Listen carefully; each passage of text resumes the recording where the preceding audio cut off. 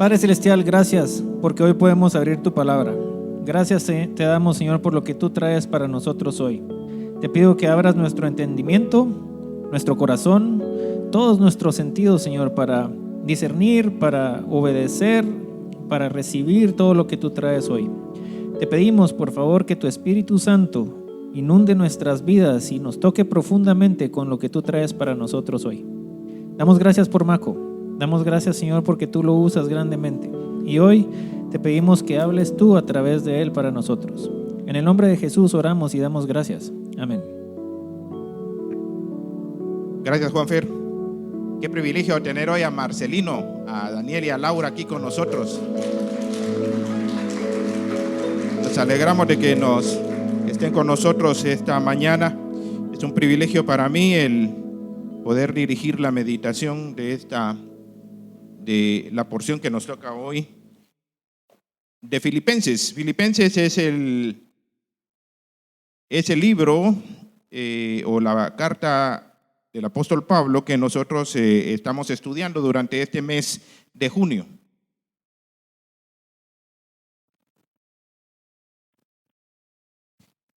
Vivimos en un mundo en el cual la humanidad vive un síndrome de amargura. El amargado se enfoca negativamente en el mundo exterior y vive pensando que es injustamente tratado. Y muchas veces la amargura es el resultado de un resentimiento en el que la persona ha sido ofendida. Al no perdonar las ofensas, esta se convierte en odio y el odio se convierte en amargura, que es la aflicción del alma. Miren los síntomas del amargado. En primer lugar, siempre está criticando, quejándose por todo. Se sienten enojados, tienen un carácter volátil, son ofensivos, les gusta hacer sentir mal a los demás, son negativos y muy severos y rigurosos con los demás. Los cristianos a veces tenemos este síndrome peligroso, pero la vida cristiana es incompatible con la vida llena de amargura. Y hoy veremos 7 versículos para continuar lo que vimos la semana pasada. ¿Se recuerdan, hermanos, que vimos la semana pasada? Estudiamos Filipenses 4:1, que habla sobre ¿qué? La firmeza en el Señor. Y hoy veremos 7 versículos de la carta a los Filipenses, la carta del gozo, escrita por el apóstol Pablo desde la cárcel en Roma. ¿Alguien puede escribir una carta del gozo desde la cárcel? En una cárcel sumamente mala, en condiciones muy inhumanas. Pero el apóstol Pablo escribe esta carta desde la cárcel en Roma. Esta forma parte de varias cartas de la prisión, entre ellas Efesios, Colosenses y Filemón. Y si alguien tenía motivos para vivir amargado, era Pablo, el apóstol del Señor que más sufrió por causa del evangelio. En esta carta vemos que el cristiano no debe ser víctima de las circunstancias, sino que tiene que ver las circunstancias como parte del plan de Dios que se va cumpliendo. Miren lo que dice el apóstol Pablo en Filipenses 1:12 al 14. Se los leo si no lo quieren buscar. Dice: además, mis hermanos, mis amados hermanos, estoy leyendo en la Nueva Traducción Viviente, quiero que sepan que todo lo que me ha sucedido en este lugar ha servido para difundir la buena noticia. Miren cómo Pablo mira el propósito ahí. Pues cada persona de aquí, incluida toda la guardia del palacio, dice, sabe que estoy encadenado por causa de Cristo. Y dado que estoy preso, dice, la mayoría de los creyentes de este lugar, o sea, de Roma, ha aumentado su confianza y anuncia con valentía el mensaje de Dios sin temor. Luego dice en Filipenses 1 del 15 al 19, dice, es cierto que algunos predican de Cristo por celos y por rivalidad, pero otros lo hacen con intenciones puras. Estos últimos predican porque me aman, pues saben que fui designado para defender la buena noticia. Los otros no tienen intenciones puras cuando predican de Cristo. Lo hacen con ambición egoísta, no con sinceridad, sino con el propósito de que las cadenas me resulten más dolorosas. Pero eso no importa, dice el apóstol Pablo. Sean falsas o genuinas sus intenciones, el mensaje acerca de Cristo se predica de todas maneras. De modo que me gozo y me seguiré gozando. O sea, esta carta de Filipenses, la carta del gozo, en el capítulo 1 podríamos resumirlo en una sola frase diciendo que es regocijarse a pesar del sufrimiento, capítulo 1. Capítulo 2 es vivir gozosos o regocijarse en la humildad del servicio. En el capítulo 3 es regocijarse en Cristo, el objeto de nuestra fe. Y en el 4 dice, podríamos resumirlo en regocijarse en medio de la angustia. Y hoy vamos a centrarnos en este versículo. Regocijaos en el Señor siempre. Otra vez digo, regocijaos. ¿Qué es el gozo cristiano? ¿Cómo lo podríamos definir? Gozo es aquella profunda satisfacción espiritual que el Espíritu Santo infunde a los corazones de quienes deciden seguir a Cristo. A diferencia de la felicidad, el gozo cristiano no es el resultado de las circunstancias externas. O sea, yo estoy feliz porque todo me está saliendo bien. El gozo cristiano es diferente. El gozo cristiano es esa satisfacción que solo es fruto del Espíritu Santo. Sabiendo que en nuestra vida el propósito del Señor se está cumpliendo cuando nosotros estamos viviendo en su voluntad.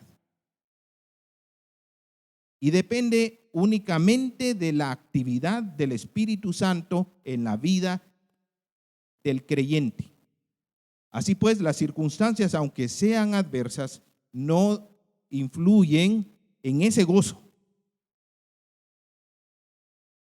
En este pasaje de Filipenses 4, del 1 al 7, encontramos dos actitudes que quitan el gozo cristiano y tres actitudes que fomentan el gozo en el cristiano. Le dieron unas notitas aquí para que puedan seguir la idea. Y están ahí los comportamientos que nos quitan el gozo y los comportamientos que nos llenan de gozo. Y en la tercera parte vamos a ver la paz de Dios. Leamos, hermanos, el pasaje completo. Así que, hermanos míos, amados y deseados, gozo y corona mía, estad así firmes en el Señor, amados. Ruego a Evodia y a Síntique que sean de un mismo sentir en el Señor. Asimismo te ruego también a ti, compañero fiel, que ayudes a estas que combatieron juntamente conmigo en el Evangelio, con Clemente también y los demás colaboradores míos, cuyos nombres están en el libro de la vida. Y el texto de hoy, regocijaos en el Señor siempre, otra vez digo regocijaos. Vuestra gentileza sea conocida de todos los hombres. El Señor está cerca. El 6 dice, por nada estéis afanosos, si no sean conocidas vuestras peticiones delante de Dios en toda oración y ruego con acción de gracias. Y 7, y la paz de Dios que sobrepasa todo entendimiento guardará vuestros corazones y vuestros pensamientos en Cristo Jesús. Vamos a ver entonces primero los comportamientos que nos quitan el gozo. En primer lugar, los desacuerdos y las preocupaciones. Esos son los dos comportamientos que nos quitan el gozo. Miren lo que dice este pasaje. Ruego a Evodia y a Síntique que sean de un mismo sentir. Los desacuerdos son un problema que nos quitan el gozo. Que sean de un mismo sentir en el Señor. Y los desacuerdos sí matan el gozo en nuestra vida cristiana. Si eres creyente y estás comprometido con una iglesia local como esta, siempre habrás o has tenido de vez en cuando problemas, roces o malos entendidos con otros creyentes. Y si algo hace que nuestro gozo desaparezca como por arte de magia, son los conflictos con otras personas. Evodia y Síntique eran dos mujeres que habían combatido en el evangelio juntamente con Pablo en Filipos. Filipos fue la primera iglesia ya en Europa. Eso queda en la parte norte de lo que ahora es Grecia, Macedonia. Bueno, Macedonia es ahora un país, ¿verdad? Parte de Grecia, que viven en un conflicto. Pero Filipos fue la primera iglesia europea. El apóstol Pablo en su primer viaje misionero había estado desarrollando iglesias en lo que ahora es Turquía, el Asia Menor. Y luego en el segundo viaje misionero va un poquito más allá y llega a Filipos, que era una ciudad romana. Y ahí se funda la primera iglesia.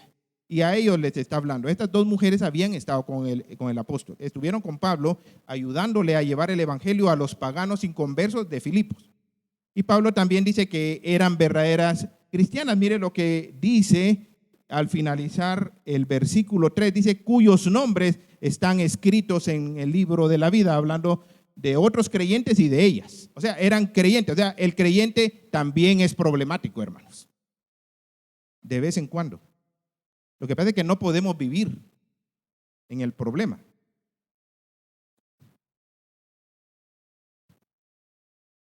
Y el apóstol Pablo mira en este conflicto un problema para la iglesia e interviene, ya que esta división no honraba al Señor y era un mal ejemplo para todos los hermanos de la iglesia de Filipos. Los conflictos dentro de la iglesia son un mal ejemplo.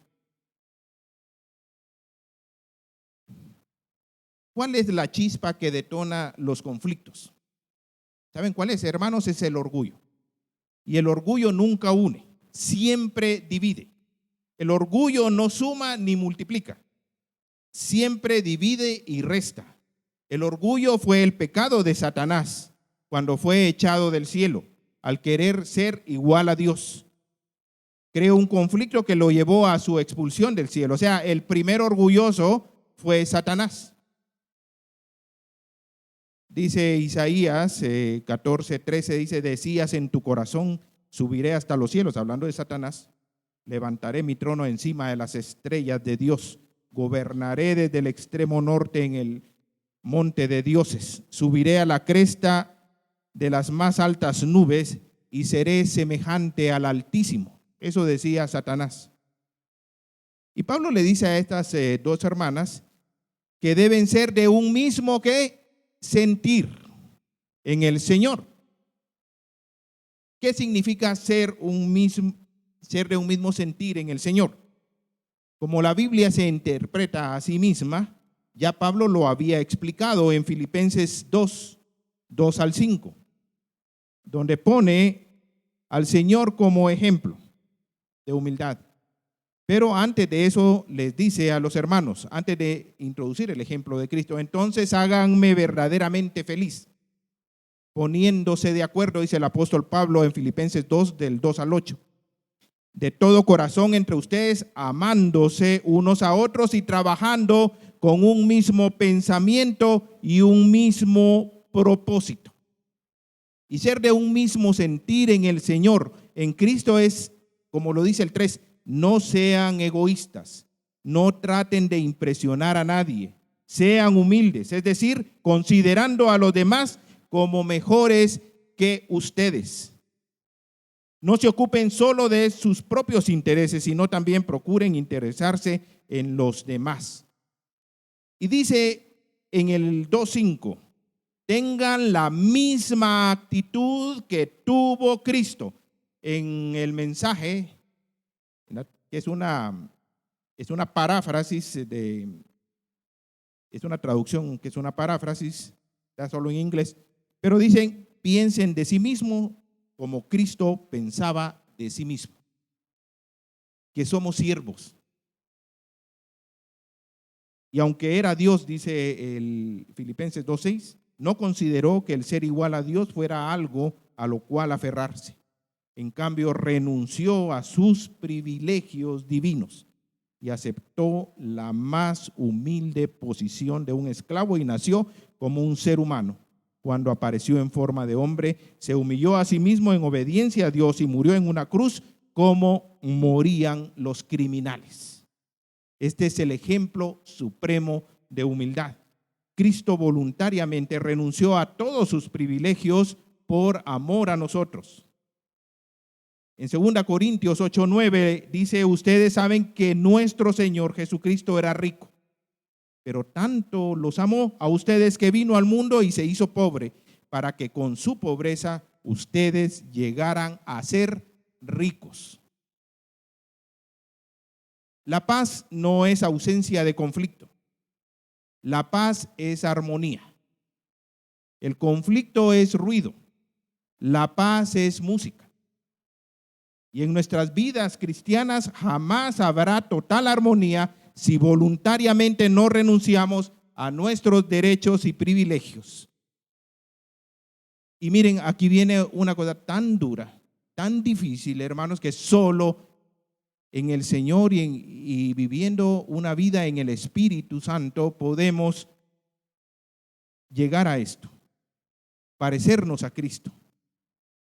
¿A qué debemos renunciar para evitar entrar en choques que no producen nada, ni en nuestra vida privada, ni en la iglesia, ni en nuestra vida laboral? ¿A qué debemos renunciar? Muchas veces como creyentes voluntariamente tenemos que renunciar a nuestro derecho a defendernos. Qué difícil, hermano.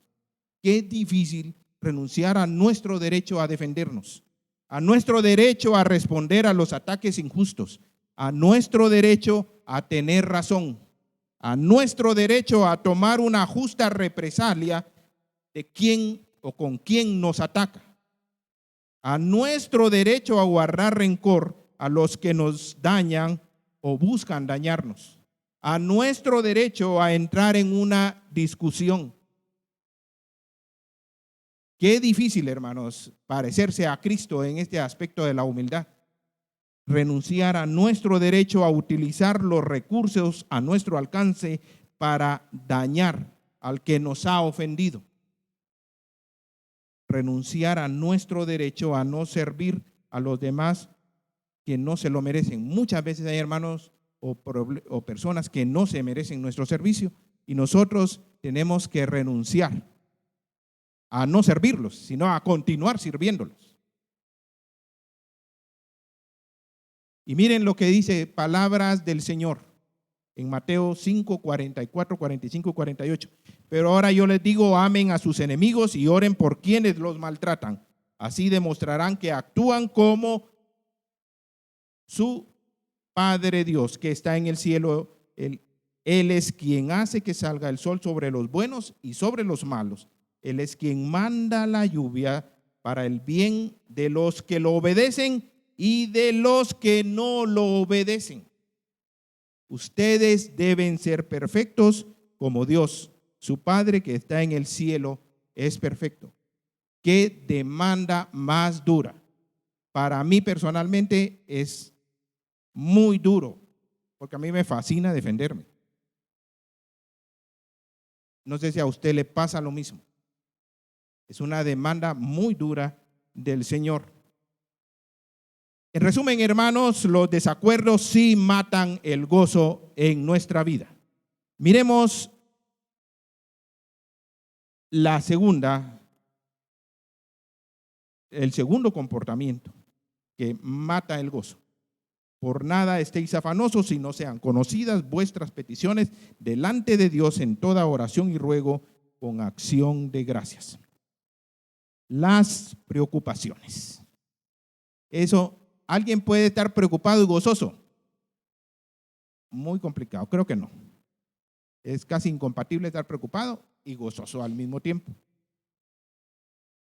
Y dice, por nada estéis afanosos si no sean conocidas vuestras peticiones delante de Dios en toda oración y ruego con acción de gracias. Ya he predicado yo anteriormente sobre este pasaje, solo vamos a verlo muy brevemente. Los desacuerdos entonces, hermanos, y las preocupaciones matan el gozo en nuestra vida cristiana. La preocupación y no la ocupación es la causa principal de la pérdida del gozo en nuestra vida. Cuando no estás trabajando y tu mente sí está trabajando improductivamente, eso es preocupación. Y a menudo las personas, nosotros, nos volvemos especialistas en preocupación. Y la preocupación no es un hábito natural, sino que lo aprendemos.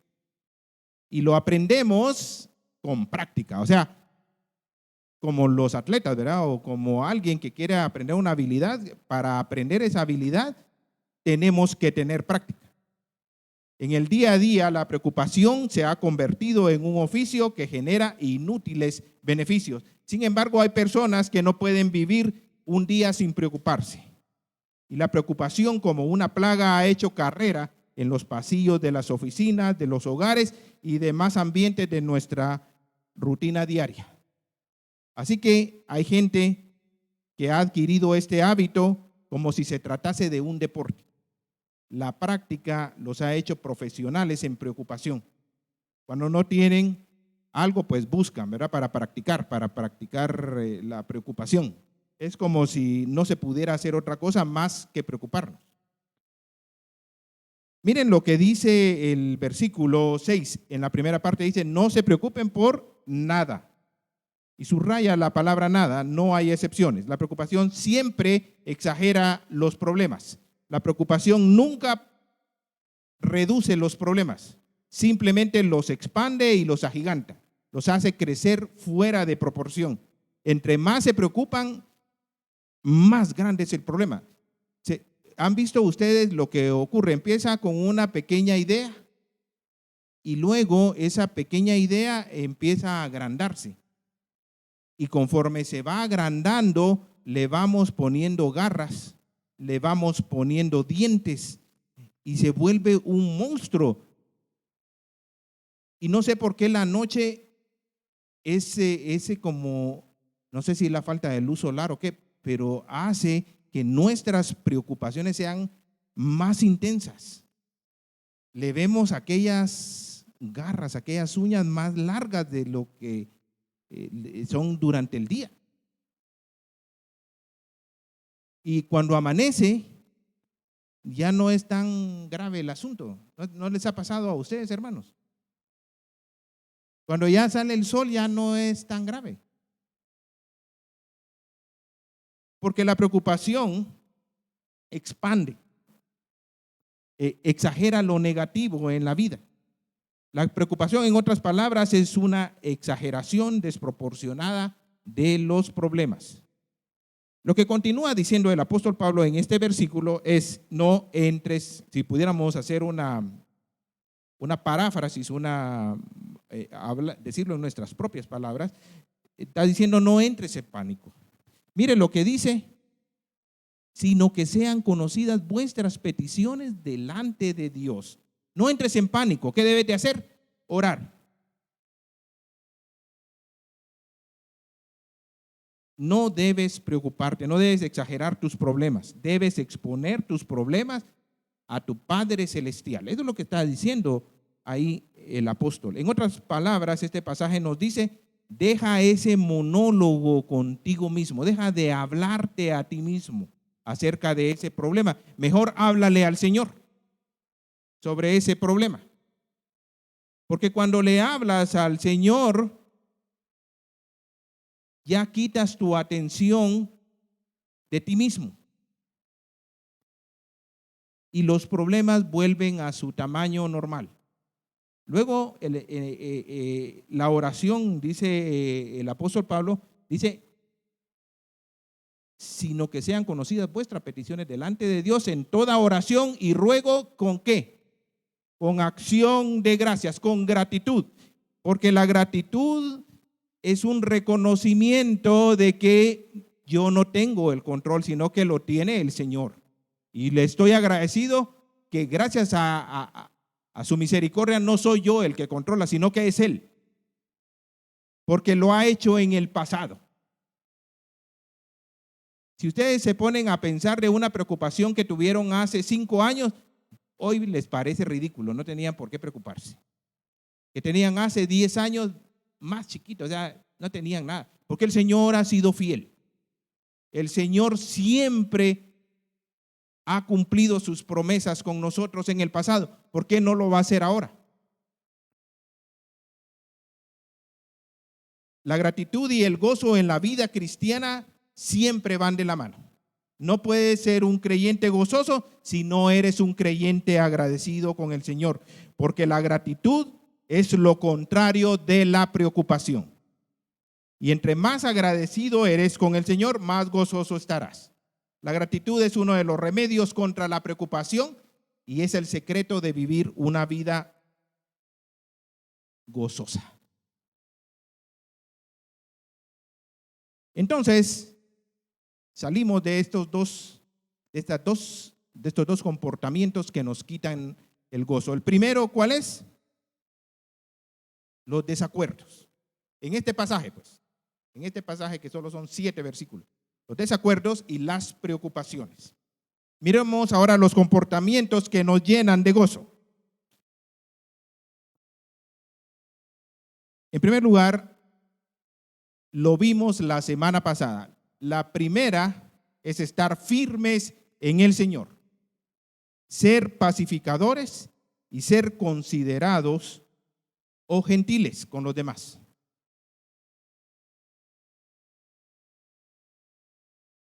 Así que, hermanos míos, amados y deseados, gozo y corona mía, estad, ¿qué dice? Firmes en el Señor. Estad firmes en el Señor. Estar firmes en el Señor nos llena de gozo, porque vivimos una vida expectante. ¿Qué es estar firmes en el Señor? Ya lo vimos el domingo pasado que nuestro hermano pastor Javier nos dio una visión completa de la carta acerca de estar firmes en el Señor. Yo solo voy a remarcar unos puntitos ahí.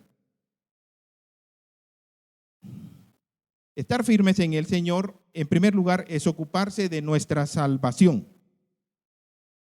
En segundo lugar, es vivir como es digno del Evangelio. Y en tercer lugar, es vivir asidos a la palabra de Dios. Esas son las 3 cosas que quiero remarcar.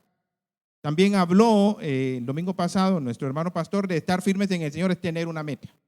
Pero aquí solo quiero remarcar estos 3 puntos. Es ocuparse de nuestra salvación, es vivir como es digno del Evangelio y es vivir agarrados a la palabra de Dios. Estar firmes en el Señor es ocuparse en la salvación. En primer punto dice, por tanto, dice Filipenses 2 del 12 al 13, por tanto, amados míos, como siempre habéis obedecido, no como en mi presencia solamente, sino mucho más ahora en mi ausencia, ocupaos, dice la Reina Valera, en vuestra salvación. En la traducción en lenguaje actual dice, dedíquense a entender lo que significa ser salvado por Dios. Ocupaos en vuestra salvación no es que nosotros tenemos que hacer algo, porque no está hablando de la teología de la salvación en el sentido no está hablando de que no es por gracia, sino que está hablando de que nosotros como creyentes tenemos que dedicarnos a entender lo que significa ser salvado por Dios.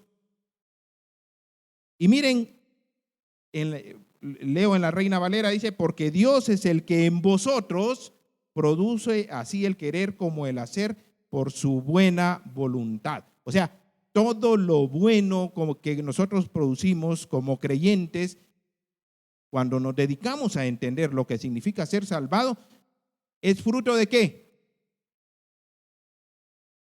De el Espíritu Santo. El Señor dice, porque es Dios quien nos motiva a hacer el bien y quien los ayuda a practicarlo.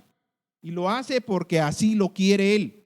O sea que todo lo bueno que nosotros hacemos no es por nuestra fuerza, sino que es porque el Señor lo produce en nosotros. Pero ¿cómo lo produce? Cuando entendemos para qué hemos sido salvados. Y una iglesia que se ocupa de la salvación es aquella que comprende el sacrificio de Cristo en la cruz. Es aquella que vive consciente de las consecuencias eternas de las cuales nos ha librado el Señor. Saben de que el Señor a ustedes cuando lo aceptaron los libró de la condenación eterna.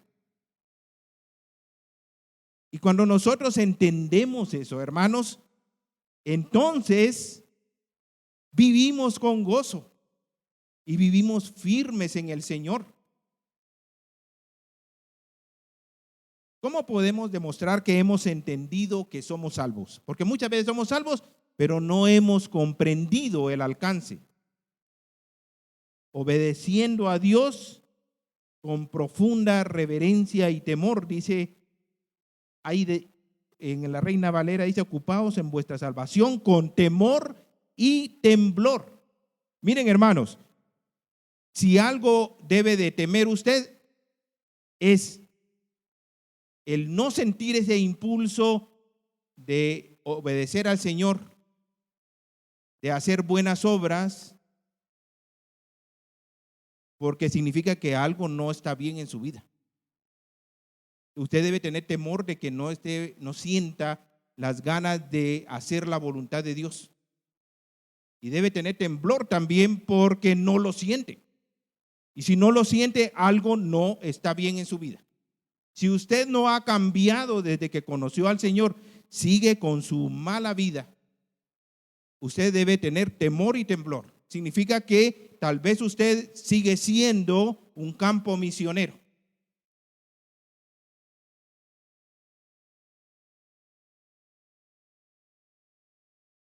Y en el verso más, en el 14 nos dice que hagamos todo sin quejarnos y sin discutir, que llevemos una vida limpia e inocente como corresponde a hijos de Dios, que brillemos, dice, como luces resplandecientes en un mundo lleno de gente perversa y corrupta. La segunda de estar firmes en el Señor es vivir como es digno del Evangelio de Cristo. Solamente dice el 1:27 que os comportéis como es digno del Evangelio de Cristo, para que, o sea que vaya a veros o que esté ausente, oiga de vosotros que estáis firmes en un mismo espíritu, combatiendo unánimes por la fe del Evangelio. ¿Qué es comportarse como es digno del Evangelio? Una iglesia que se comporta como es digna del Evangelio es aquella que se mantiene firme, unánime, en una misma alma, unida. Y sus miembros tienen un buen testimonio en la comunidad en que viven. Y lucha unida con el propósito de proclamar el Evangelio. Y la tercera, de estar firmes, la tercera que nos habla el apóstol Pablo es vivir asidos o agarrados firmemente a la palabra de Dios. Filipenses 2:16 dice, asidos a la palabra de vida, para que en el día de Cristo yo pueda gloriarme de que no he corrido en vano, ni en vano he trabajado. En 2 Timoteo 3 del 16 al 17, que fue un pasaje que estudiamos en la escuela dominical del domingo pasado, dice, toda escritura es inspirada por Dios y es útil para enseñarnos lo que es verdad. Estoy leyendo en la Nueva Traducción Viviente, por eso es que les parece raro, porque no la sabemos en la Reina Valera. Y dice, y es útil para enseñarnos lo que es verdad y para hacernos ver lo que está mal en nuestra vida. Nos corrige cuando estamos equivocados y nos enseña a hacer lo correcto. Y Dios la usa para preparar y capacitar a su pueblo para que haga toda buena obra. ¿A quién le gustan los exámenes cortos? A nadie, porque son de improviso, ¿va? O sea, ahorita va a haber un examen corto. ¿Se recuerdan? Estábamos en el colegio, en la universidad. Bueno, los que están todavía en la universidad todavía están, o en el colegio todavía se exponen a eso. Les voy a hacer un examen muy corto, a ver cómo les va. Vamos a ver si están asidos a la palabra del Señor. ¿Qué les ha enseñado la palabra de Dios esta semana? ¿Qué les ha enseñado? Si no pueden responder esa pregunta, significa que no hicieron ni siquiera un devocional esta semana. ¿Qué te ha mostrado que está mal en tu vida esta semana? A mí me enseñó varias cosas en las que estoy mal y tengo que trabajar en eso. ¿Qué te ha mostrado acerca de tu corazón rebelde? ¿Qué te ha mostrado? ¿Qué error te ha mostrado en el que estás esta semana, la que acaba de pasar? ¿Qué has corregido por la palabra de Dios? Ya que estuviste asido a la palabra de Dios, tuviste que haber corregido algo en tu vida. Bueno, los que no pudieron contestar nada, hermanos, los invito a que esta semana ustedes tengan su devocional para que el Señor les muestre, en primer lugar, cuál es su voluntad. En segundo lugar, para que les muestre lo que está mal en su vida. Para que les muestre qué tienen en ese corazón rebelde que lo hace ser desobediente a Él. Si ustedes no pudieron responder a ninguna de estas preguntas, deberían de tomar el día de hoy como una jaladita de orejas de parte del Señor.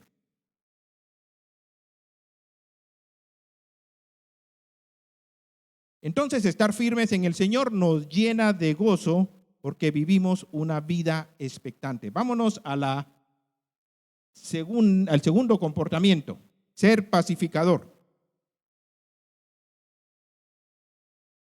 Asimismo, te ruego a ti, también a ti, compañero fiel, que ayude a estas, hablando de Evodia y Síntique, que combatieron juntamente conmigo en el Evangelio, con Clemente también y los demás colaboradores míos, cuyos nombres están en el libro de la vida. Ser conciliadores nos llena de gozo. Porque cuando somos conciliadores, vivimos una vida cristiana para unir y para construir. El ser pacificador es el segundo comportamiento de alguien que desea vivir con gozo en el Señor. ¿Qué hace que el apóstol Pablo se preocupe tanto por las diferencias de Evodia y Síntique? Que el apóstol Pablo, como está lejos, él no puede ser el pacificador, pero le pide a uno de ellos. Pablo busca la ayuda de un compañero fiel para que medie entre estas dos mujeres. No sabemos quién era este hombre, pero lo que sí sabemos era de que Pablo confiaba en él, porque había dado muestras de su fidelidad al Señor y lo más seguro había sido un compañero en Filipos, o cuando el apóstol Pablo estuvo en Filipos, y lo conocía bien.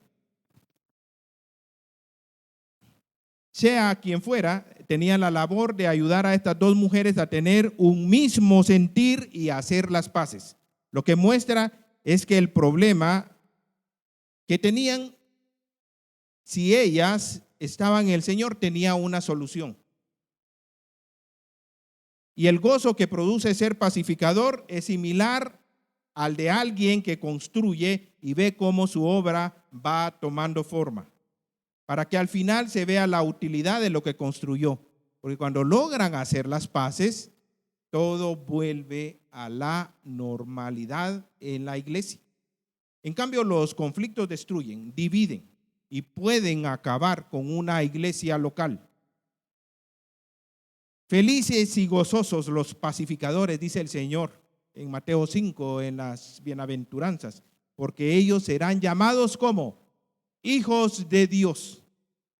Y para ser un pacificador y resolver conflictos de forma cristiana y bíblica, debemos tener en mente que cuando vamos a buscar la reconciliación es para glorificar a Dios, es para buscar la paz, es para salvar las relaciones y porque amamos a los hermanos.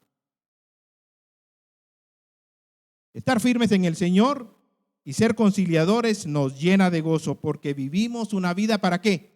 Construir. Y entramos al tercer y último comportamiento, y es ser considerados. ¿Cómo estamos de tiempo? Ya estoy casi fuera del límite. Dice, vuestra gentileza sea conocida de todos los hombres, el Señor está cerca. Ser considerados y gentiles. Vuestra gentileza sea conocida de todos los hombres. Ser considerados nos llena de gozo. Vivimos una vida que ilumina la vida de otros. ¿Saben ustedes cuál es el origen de la palabra considerado? ¿Cuál es la etimología? ¿Dónde nació esa palabra? Es del latín. Con, que significa todo, y sideral, que es estrella. Una persona considerada es una persona que brilla, una persona que vive en la luz, consideral, con luz. Lo contrario, el ser desconsiderado es una persona que vive en la oscuridad. Ser una persona considerada significa pensar en los sentimientos de los demás, es en ver cómo están los demás, es ponerse en lugar de los demás, es pensar menos en nosotros y pensar más en los demás. Esto es contracultural porque todo a nuestro alrededor nos dice que pensemos primero en nosotros. ¿Qué dice? Que si no nos amamos a nosotros no podemos amar a los demás. Mentira, nosotros nos adoramos a nosotros mismos. Naturalmente, si no, no podríamos sobrevivir. Y entonces, ¿qué dice también? Perdónate a ti mismo. Miren, hermanos, lo que necesitamos es pedir perdón. Pedir perdón a quien hemos ofendido o pedirle perdón al Señor a quien también hemos ofendido. La gentileza es amabilidad. La amabilidad es una actitud contraria a la discordia o a la agresividad. Nuestra amabilidad debe ser conocida entre los cristianos y no cristianos. Debemos ser conocidos por todos como personas que nunca buscamos el enfrentamiento, al contrario, buscamos las buenas relaciones. Nadie debe vernos como personas hostiles, agresivas y groseras. Si estamos en Cristo, nadie puede vernos así. Como cristianos que tenemos al Espíritu Santo, cuando somos groseros, conflictivos y problemáticos, nuestro gozo desaparece. Y lo peor del caso es que hacemos que desaparezca el gozo de los que nos rodean también. ¿Y saben por qué cuando estamos en el Señor y somos problemáticos, el gozo desaparece? Porque el Espíritu Santo nos reprende, nos llama la atención. Si usted es un verdadero cristiano y se comporta groseramente con alguien, el Espíritu Santo le jala las orejas y no lo deja en paz hasta que usted ha vuelto a rehacer esa relación. Porque el Espíritu Santo es el que nos recuerda que como hijos de Dios, nuestra conducta ha sido reprochable cuando hemos sido desconsiderados. Ser amable es ser sensible, conocer qué postura y respuesta es la más adecuada en cada ocasión. La amabilidad consiste en entender o extender la misericordia a otros. Tal amabilidad abarca todas las áreas del creyente, en el hogar, en el trabajo, en la calle, en la iglesia. Mire, hermano, usted no puede ser un creyente que le anda tirando el carro a los demás. No puede ser un creyente que saca la mano para insultar. No puede ser un creyente que no dé el paso cuando puede darlo. Usted tiene que aprender a ser considerado en todas las relaciones con las personas, las conozca o no las conozca. Ser amables y gentiles es imitar a Cristo, pues Él era manso y humilde de corazón. Modernamente las redes sociales se han vuelto un drenaje de las pasiones más bajas de las personas. Hace rato que dejaron de ser un lugar de encuentro para que las personas quisieran compartir intereses comunes. Las redes sociales son un buen alimento para la esquizofrenia. ¿Saben qué es la esquizofrenia? Lo busqué y es la alteración de la personalidad, alucinaciones y pérdida de contacto con la realidad. Las redes sociales hacen eso, hermanos, nos hacen que perdamos el contacto con la realidad y se han vuelto un lugar donde las personas destilan toda su amargura, su odio y sus frustraciones sin el menor filtro, con comentarios llenos de mentiras y falsedades. Si el cristiano va a participar en redes sociales, debe ser para compartir intereses comunes con otras personas, para dar información constructiva y transmitir sentimientos de apoyo, solidaridad y amor en el Señor.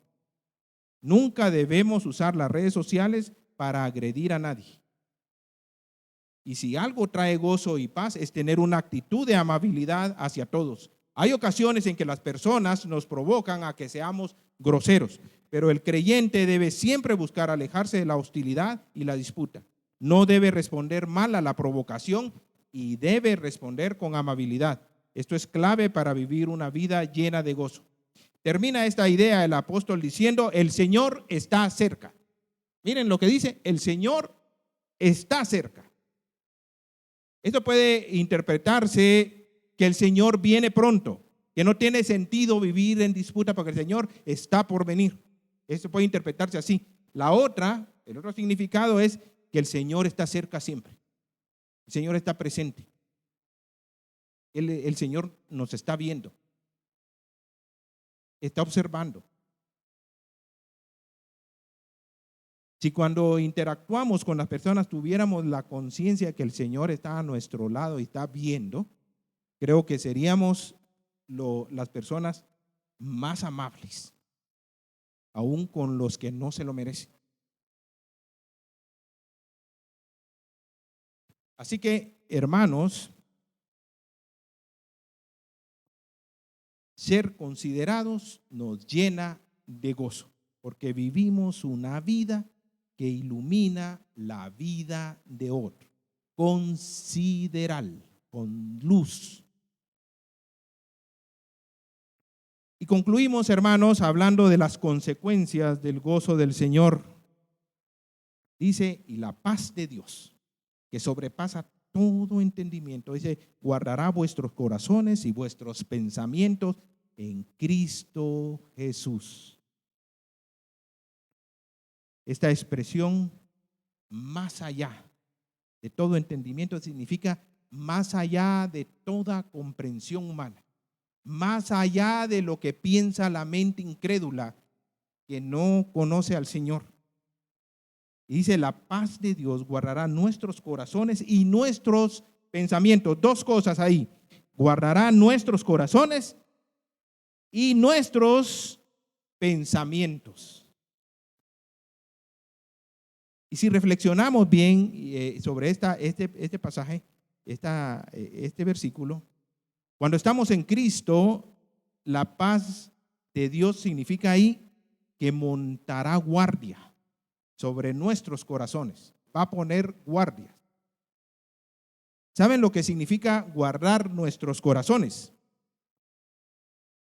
Guardar nuestros corazones significa que va a poner una guardia, porque nuestros corazones son lo que hace posible que nosotros nos relacionemos con otras personas y con el Señor.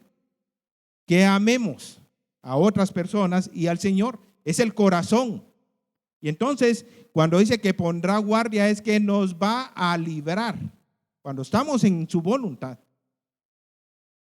¿De qué? Nos guardará nuestros corazones de conflictos. Guardará nuestros corazones de la amargura.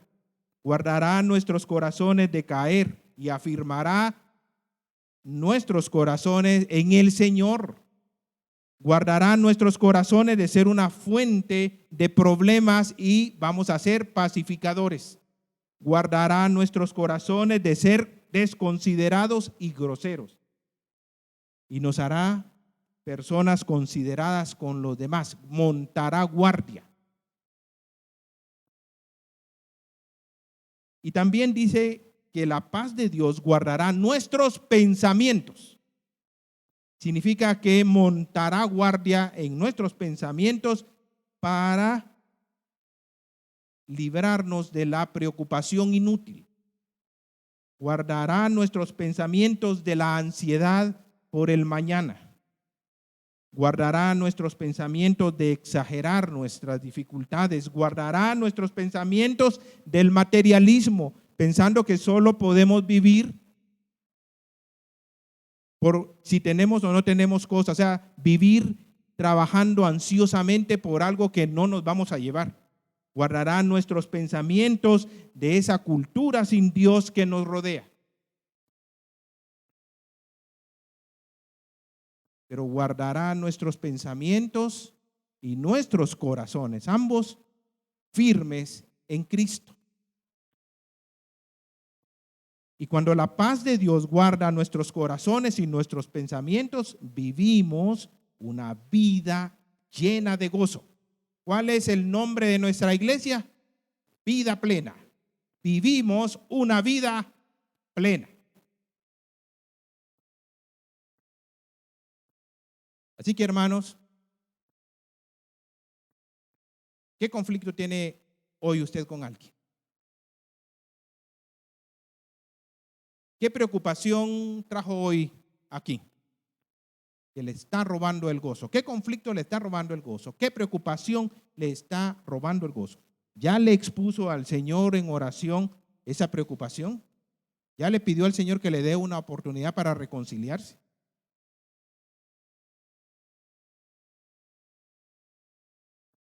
Pónganos de pie, hermanos, vamos a terminar dándole gracias al Señor por su palabra en esta mañana.